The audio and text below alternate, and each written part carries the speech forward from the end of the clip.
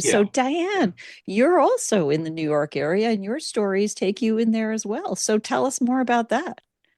Hi. Yes. Well, it's funny because I grew up in upstate New York, Buffalo, and my mother's family is all from the North Country.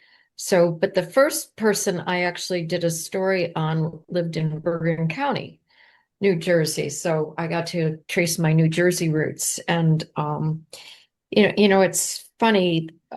The impetus for me is I write about erasure, and it tends to be women written out of the record. So I didn't focus on the soldiers who would be listed in muster rolls. I looked at their wives.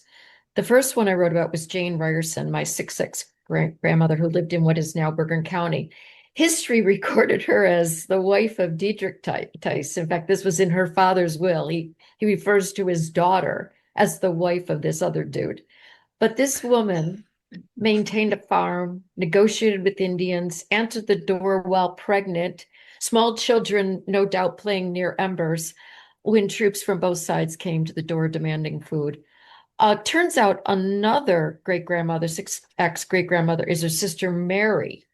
The two, their mutual grandson, the first cousins married, so their grandson um, was then the father of another little girl who would be in New York State at that point.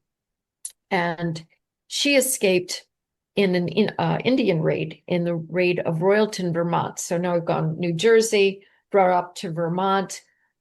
She and her daughter, so again, more great grandmothers in this lineage. And I talk about the raid of Royalton, Vermont, where Indians basically came in and destroyed at the behest of the British. They had galvanized these Indians who were furious that their lands had been taken from them, and they destroyed this little town. And the women, while the men either ran to garrisons to go get help, and the women were busy packing up the children, diving over hedgerows, going up into the hills to escape. The third piece I did actually was a predecessor to all of this, because at this point I like, why not? I'm just into this, right? So I find another person, wait still, and this is two Bible commandments, wait still. And she's a 7X, 8X great grandmother. I didn't, what is sweet? Oh, 7X.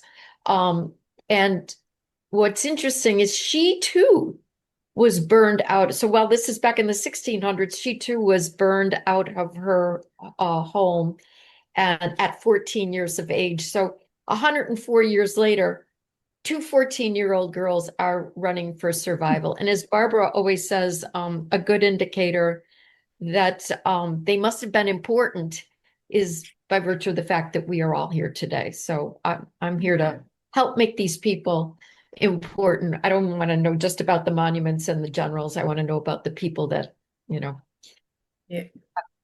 created our present day.